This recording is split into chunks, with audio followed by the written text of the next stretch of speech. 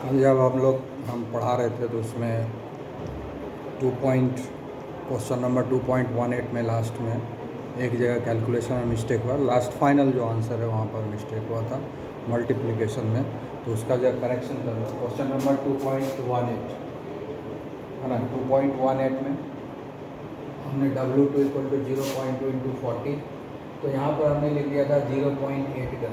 0.8 नहीं होगा, वो 8 ग्राम होगा ना, ठीक है। 0.2 को जब 40 से मल्टीप्लाई करेंगे तो हम 8 ग्राम होगा। और कल हमने लिख दिया था 0.8 ग्राम। हाँ, क्या लिखा था? 0.8 ग्राम। तो ये 0.8 ग्राम नहीं होता है, रॉन्ग है ये, ठीक है। तो उसको आप करेक्शन कर लोगे, ठीक है। दूसरा, कल जब हम पढ़ा रहे थे तो क्वेश्चन का एक हिस्सा बच गया था। क्वेश्चन नंबर 2.19 में हमने मोलार मास तो फाइंड आउट कर लिया था, लेकिन उसमें एक और क्वेश्चन है vapour pressure of the water. तो कल हमने मोलार मास कैलकुलेट किया था, M2 23 ग्राम पर मोल, यही निकाले थे ना, 23 ग्राम पर मोल, ये हमने निकाला था। तो ये फर्स्ट पार्ट हो गया क्वेश्चन का, फर्स्ट पार्ट जिसमें molecular mass of the solute find out करने के लिए बोला, वो आंसर हो गया। सेकंड पार्ट में कहा गया है vapour pressure of the water का वेपर प्रेशर निकालना है। तो इस क्वेश्चन में हमने दो इक्वेशन बनाया था, इक्वेशन 1 एंड इक्वेशन 2। इक्वेशन 1 या 2 किसी एक को यूज करेंगे, उसमें इस वैल्यू को हम पुट कर देंगे, तो हमारा जो वेपर प्रेशर है वाटर का वो निकल जाएगा। तो जिसमें बनाना हो इक्वेशन नंबर 1 या इक्वेशन नंबर 2, उसमें से कोई एक इक्वेशन को हम यूज़ करेंगे, उसमें इस m के वैल्यू को सब्सटीट्यूट कर देंगे और उसके बाद जो है निकल जाएगा वेपर प्रेशर ऑफ वाटर, ठीक है। तो कोई भी एक इक्वेशन, तो हम एक इक्वेशन हम ले लेते हैं। जैसे दूसरा इक्वेशन अगर लेते हैं, दूसरा इक्वेशन क्या है? P0 M2, क्या है? P0 M2 upon 5 + M2 upon 5 + M2 = 2.5। ये जो है हमारा इक्वेशन है और इसी से हम लोग निकाल लेंगे, ठीक है। तो इसमें क्या करेंगे, इस M2 का वैल्यू को पुट कर देंगे। ये इक्वेशन नंबर 2, इक्वेशन नंबर 2 हमने लिया है। 1 या 2 किसी एक में सब्सटीट्यूट करेंगे तो बन जाएगा। तो हमको निकालना क्या है? P0 M, यही ना वेपर प्रेशर ऑफ वाटर, ठीक है। तो यहाँ पर क्या होगा? P0 = 2.9, ये जाके उधर मल्टीप्लाई हो जाएगा, 5 + M2 अपॉन M2, और इसको वैल्यू को पुट कर दो। 2.9 5 + 23, फिर नीचे 23, तो ये हो जाएगा 2.9 × 23 + 5 28 अपॉन 23, ठीक है। तो ये आ गया हमारा कैलकुलेशन। इसको जब हम लोग कैलकुलेट करेंगे, क्योंकि सारा कैलकुलेशन किलो पास्कल में है, ये आएगा 3.53 किलो पास्कल। तो ये हो गया वेपर प्रेशर। ये क्वेश्चन क्या हो गया? Vapour pressure of water, vapour pressure of water at 298, ठीक है, 298 केल्विन। कितना आया? 3.53 किलो पास्कल, ठीक है। और ये हो गया हमारा मोलार मास, तो दोनों चीज़ निकल गया। तो ये एक हिस्सा बच गया था, लास्ट क्वेश्चन जो हम लोग सॉल्व किए थे 2.19, उसका सेकंड पार्ट बच गया था, तो वो हमने सॉल्व कर लिया, ठीक है, ओके। तो अब ये जरा क्वेश्चन को देखिए, ये है डिप्रेशन इन फ्रीजिंग पॉइंट के ऊपर है। डिप्रेशन इन फ्रीजिंग पॉइंट हम लोग पढ़ चुके हैं, तो उसी के बेसिस पे ये न्यूमेरिकल है। इसमें क्या कह रहा है? A 5% solution by mass of cane sugar in water has freezing point of 271 kelvin.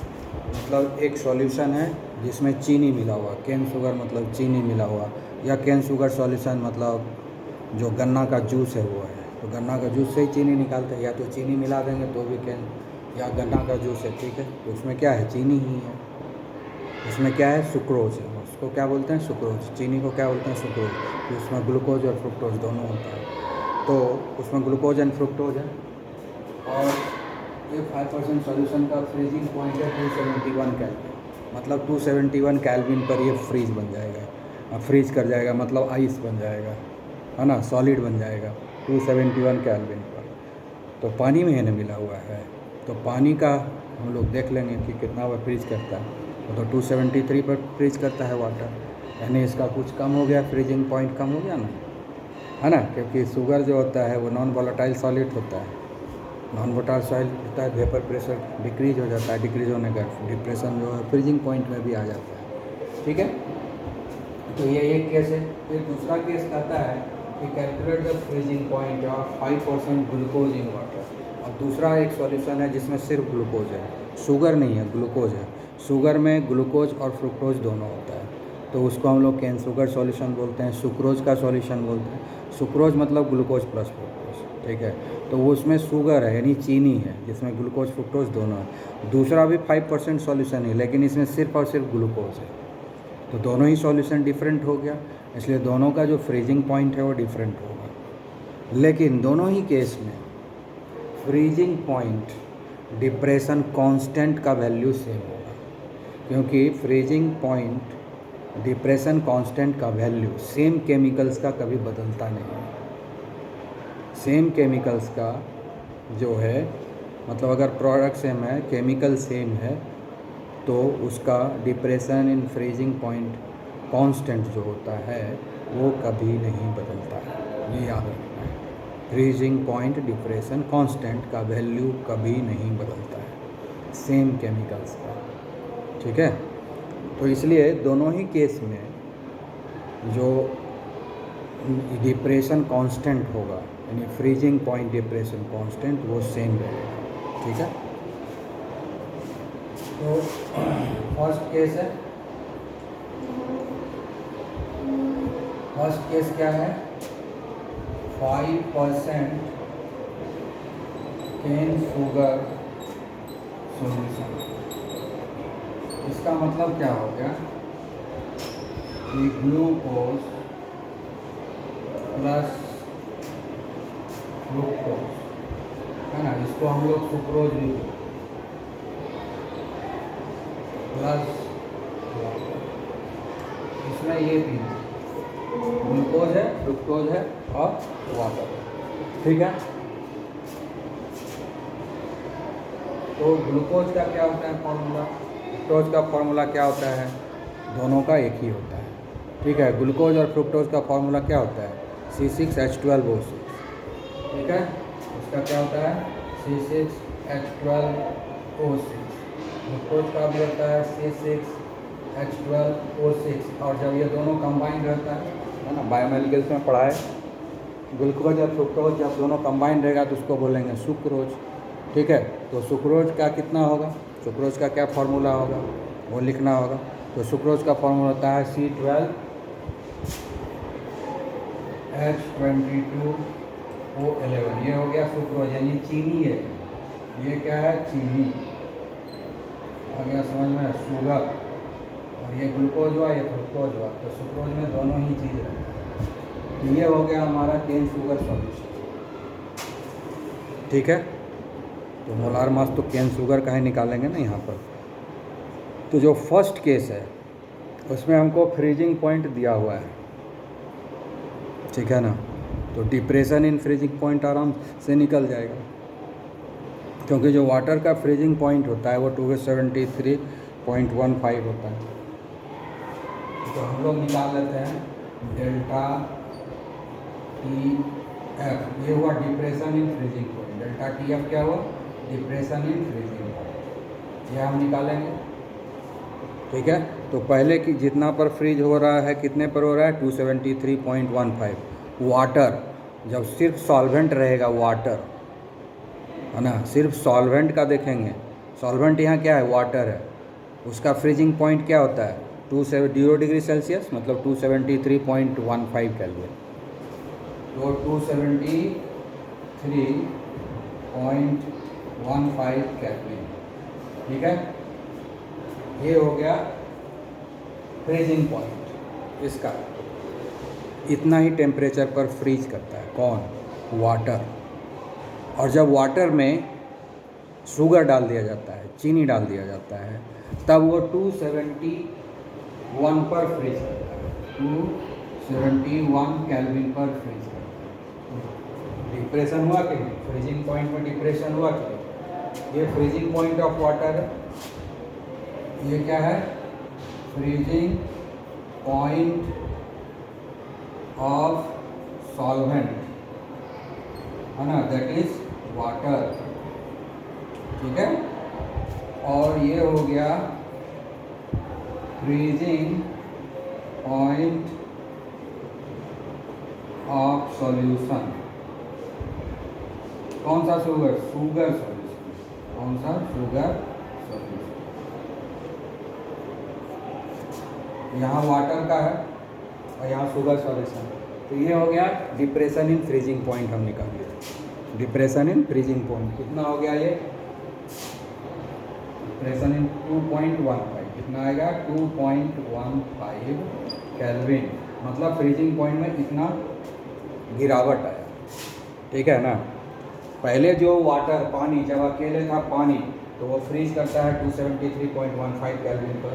जब उसमें हम ये चीनी मिला दिए, कितना चीनी मिला है, 5% जब चीनी मिला दिए, 5% शुगर मिला दिए, तब वो चीनी का शरबत हो गया, कैन शुगर सॉल्यूशन हो गया, और वो फ्रीज कर रहा है 271 केल्विन।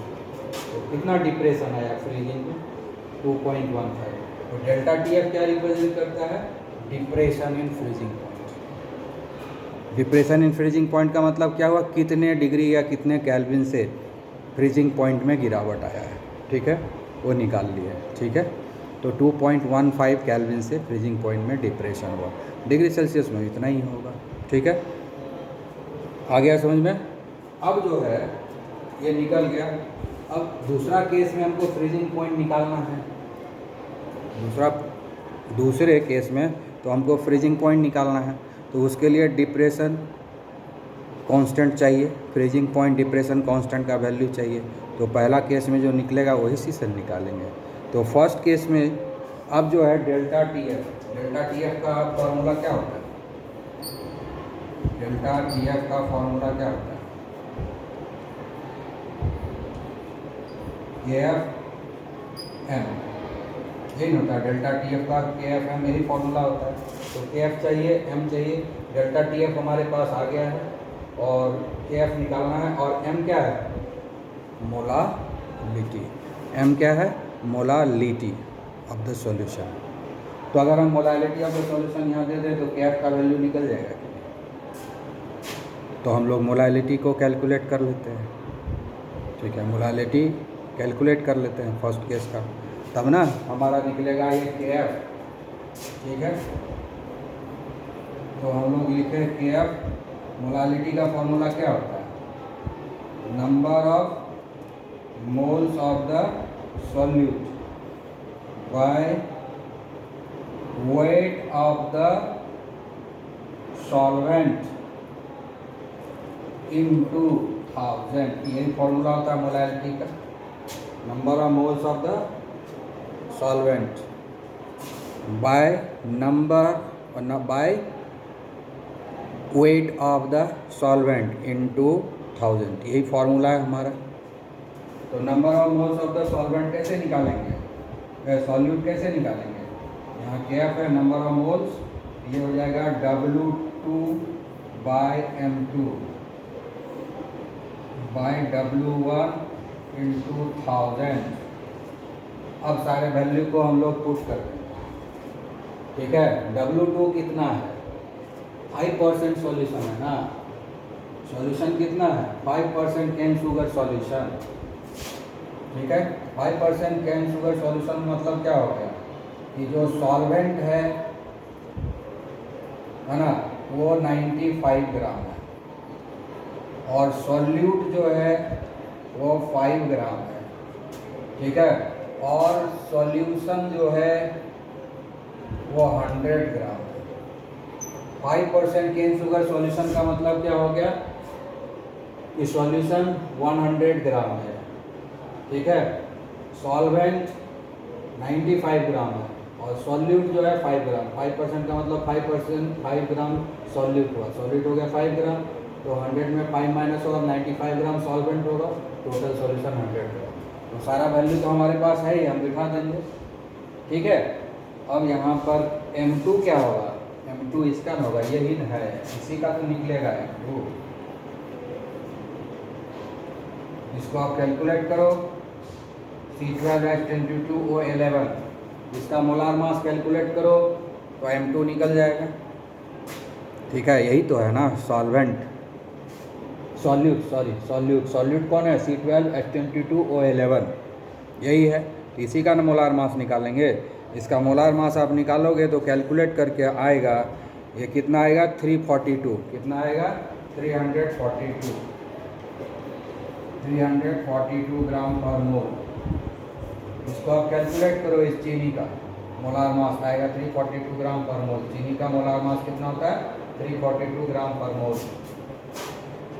तो हमारे पास M2 की वैल्यू निकल गई, ठीक है। तो W2 कितना है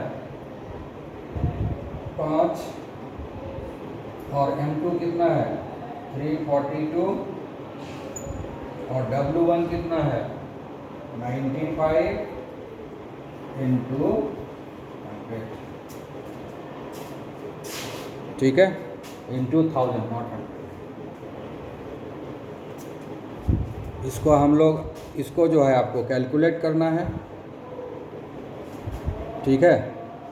तो मोलैलिटी आपको यहाँ पर लेना है, ठीक है, क्लियर।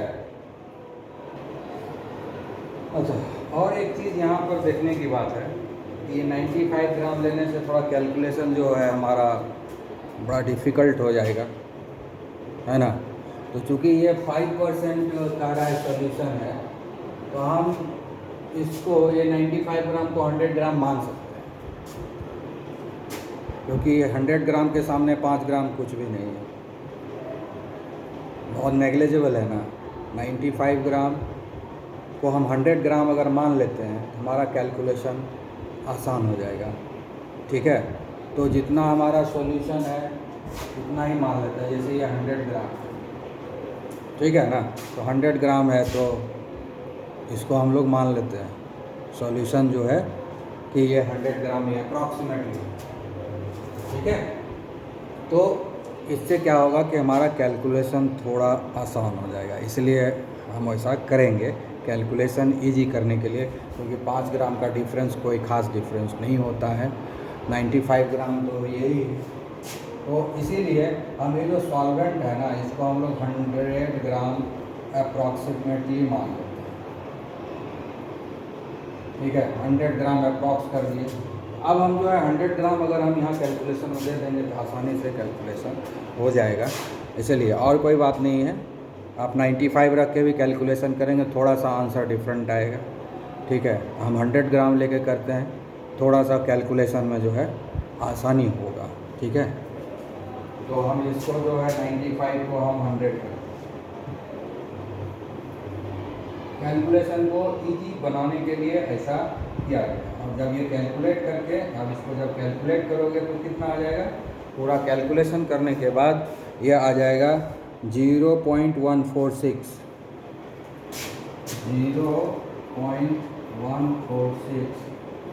ग्राम पर मोल, ठीक है। बोला ये जो है आ जाएगा 0.146 आ गया। और यहाँ पर KF तो रहेगा ही ना, KF कहाँ चला गया, ये आपका अभी ये रहा, ठीक है। तो ये वाला हम लोग ध्यान से इसको कैलकुलेट करते हैं, ठीक है। तो ये आ गया 0.146 मोल पर केजी, क्या आएगा 0.146 मोल पर केजी KF साथ में है, अब हम लोग क्या करेंगे, AF equal to delta TF upon 0.146 mole per kg. अब डेल्टा TF का वैल्यू हम निकाले हुए हैं 2.15 kelvin bye 0.146 mole per KG. ठीक है, अब इसको हम लोग कैलकुलेट कर देंगे। ठीक है, तो ये आ जाएगा 14.726। ये जो कांस्टेंट का वैल्यू हो गया 14.726, तो KF का वैल्यू आ गया 14.726। ठीक है, अब यहाँ पर KF का वैल्यू आ गया, इसको हम यूज करेंगे सेकेंड केस में। सेकेंड केस में ग्लूकोज है, ग्लूकोज रहे चाहे फ्रुक्टोज रहे चाहे सुक्रोज रहे, सुक्रोज पात्र इसी दोनों से बना हुआ है, KF का वैल्यू सेम होता है ग्लूकोज के लिए, फ्रुक्टोज के लिए और सुक्रोज के लिए। ग्लूकोज, फ्रुक्टोज, सुक्रोज तीनों के लिए जो फ्रीजिंग पॉइंट डिप्रेशन कांस्टेंट का वैल्यू है वो हमेशा सेम रहता है, बदलता नहीं है। ये तीनों एक ही चीज़ है, इसीलिए क्योंकि केमिकल सेम है। सुक्रोज है क्या, ग्लूकोज एंड फ्रुक्टोज, तो ग्लूकोज तो है ही, फ्रुक्टोज भी तो ग्लूकोज ही है ना, थोड़ा सा डिफरेंस है। ठीक है, तो है तो सबके सेम। और सेकंड केस में हम ग्लूकोज का सॉल्यूशन लिए हुए, वो भी 5% ही सॉल्यूशन है, इसलिए कभी बदलेगा, इसलिए जो है डिप्रेशन इन फ्रीजिंग पॉइंट जो है कभी बदलेगा नहीं, डिप्रेशन फ्रीजिंग कांस्टेंट। ठीक है ना, डिप्रेशन इन फ्रीजिंग कांस्टेंट जो है ये कभी भी चेंज नहीं होगा, फ्रीजिंग कांस्टेंट। ठीक है, डिप्रेशन इन फ्रीजिंग कांस्टेंट कभी नहीं बदलेगा। ठीक है, यानी KF का वैल्यू नहीं बदलेगा। तो जो KF का वैल्यू हमने फर्स्ट केस में डिटरमाइन किया, इसी को हम लोग सेकेंड केस में जो है फ्रीजिंग पॉइंट पता करने के लिए यूज कर लेंगे। ठीक है, तो अब हम लोग सेकेंड केस का कैलकुलेशन करेंगे। फर्स्ट केस के लिए ये सारा चीज़ हटा देंगे। ठीक है, तो सारे चीज़ को हटाओ, सेकेंड केस हम लोग आएंगे, सारी चीज़ को मिटा दें। कैलकुलेट करके हमने KF लाया, इसको सिर्फ रखेंगे। ठीक है, वही है ना, KF का वैल्यू निकाले हैं यहाँ पर, वही है, तो उसको रखेंगे क्योंकि यूज करेंगे हम लोग अभी। अब हम लोग आते हैं सेकेंड केस। सेकेंड केस ये है 5% ग्लूकोज सॉल्यूशन।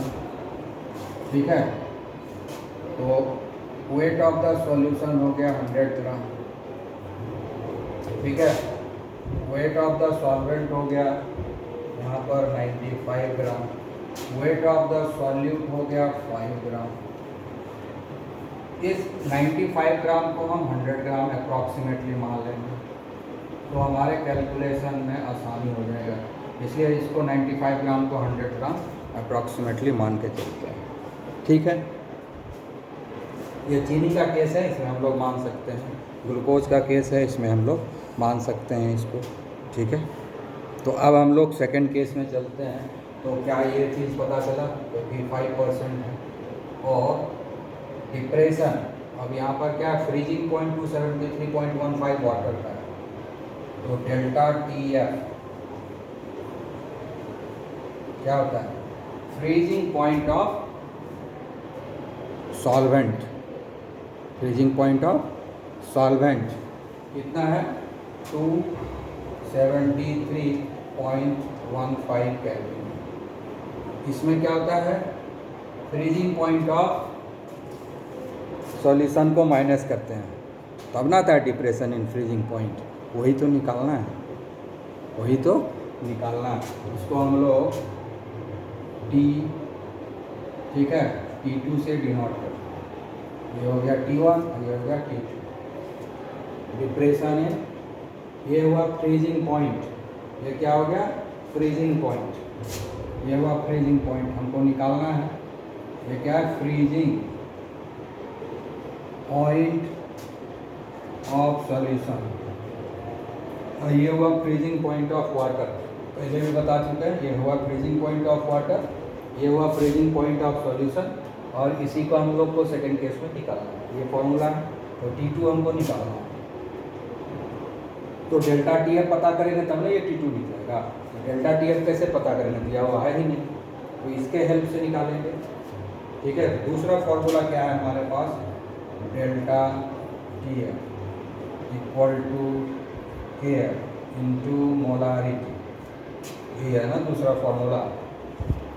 इसमें हम KF का वैल्यू दे देंगे तो डेल्टा TF का वैल्यू निकल जाएगा। ठीक है, KF का वैल्यू कितना आया, 14.72। अब ये मोलारिटी हो गया।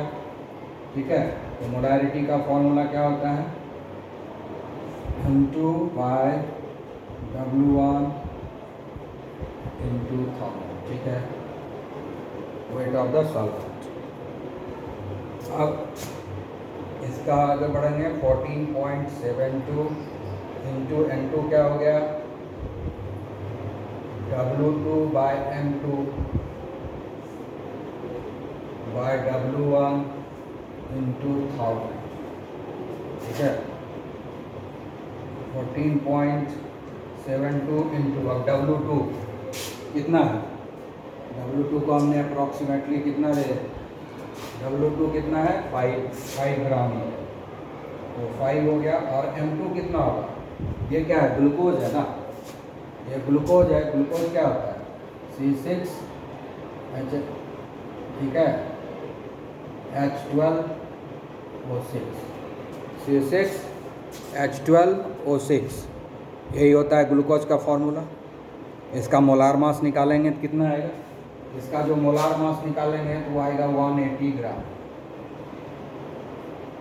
और ठीक है, इसका मोलार मास निकालने आप जानते हैं, सबका एटॉमिक मास जोड़ दीजिए, मोलार मास निकल जाएगा, कितना आएगा 180। यहाँ पर सॉल्यूट क्या है, ग्लूकोज है, इसलिए M2 क्या हुआ है, ग्लूकोज है, 180 बाय W1 हमने अप्रॉक्सीमेटली कितना लिया, 100 ग्राम इंटू 1000। दोनों तरफ 100 ले लिए तो अपने आप 100 कैंसिल हो गया, इसलिए कोई दिक्कत की बात नहीं है। ठीक है, अब इसको जब हम लोग कैलकुलेट करेंगे तो कितना है, अभी हो गया 14.72 इंटू 5 इंटू 1000 अपॉन 180 इंटू 100। इसको आप कैलकुलेट कीजिए। ठीक है, इसको जब आप कैलकुलेट करेंगे तो आएगा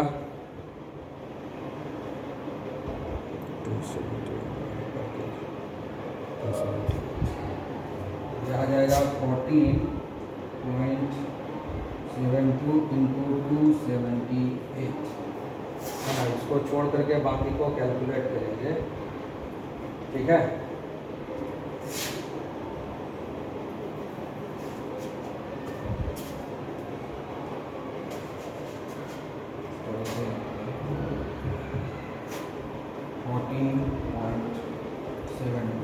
इंटू इस सारे को कैलकुलेट करेंगे तो वो कितना आएगा, वो सब मिला कर क्या आ जाएगा, 278 मोल पर केजी।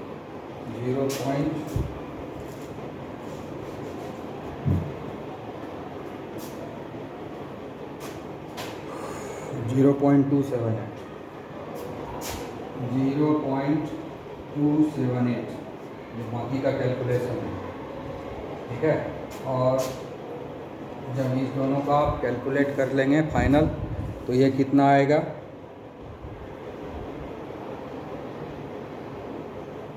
ये आ जाएगा 4.09। ये कितना आ जाएगा, 4.09।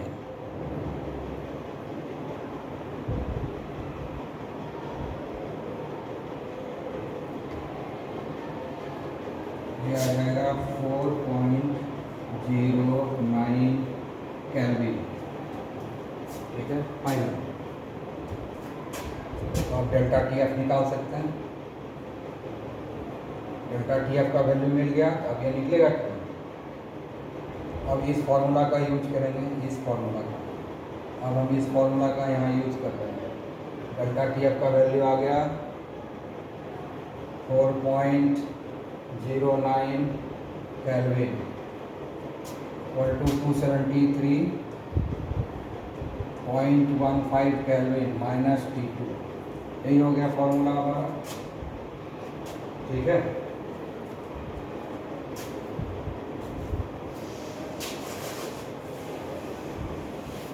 और इसके आगे क्या होगा, ये T2 है, इसको इधर ले आएंगे तो प्लस हो जाएगा और ये उधर जाएगा, हो जाएगा 273.15 केल्विन माइनस 4.09 केल्विन, ठीक है। तो 0.15 में हो गया 06 केल्विन 273 हो गया 269.06, यानी ये 269.06 केल्विन पर जो है फ्रीज करेगा।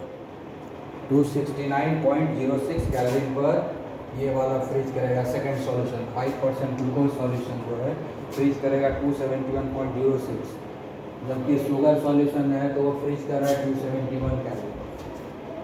यानी चीनी जो है कम डिप्रेशन देता है, शुगर ग्लूकोज जो है ज़्यादा डिप्रेशन देता है। ग्लूकोज 269.06 पर पहुँचा दिया, 4.09 केल्विन का डिप्रेशन आया है ग्लूकोज में, तो ग्लूकोज ज़्यादा डिप्रेशन लाता है, जबकि चीनी कम डिप्रेशन लाता है, 271 तक ही ले गया, ठीक है ना। तो इस प्रकार से आपका ये सॉल्व हो गया। तो डिप्रेशन एंड फ्रीजिंग पॉइंट अगर अच्छे से आप समझे रहेंगे, उसके फॉर्मूला को अच्छे से समझेंगे तो इसको समझने में कोई दिक्कत नहीं, ठीक है। तो इस केस में यही देखना है कि एक से ज़्यादा केस दिया हुआ रहेगा, तो दोनों ही केस में जो है जो कांस्टेंट होता है freezing point depression constant, freezing point depression constant KF, उसका वैल्यू दोनों ही केस में सेम रहेगा। तो उसी से हम लोग को करना है, एक केस से KF का वैल्यू निकालेंगे, दूसरे में पुट कर देंगे। इस तरह का क्वेश्चन रहेगा, वैसा ही करेंगे, ठीक है ना। ओके।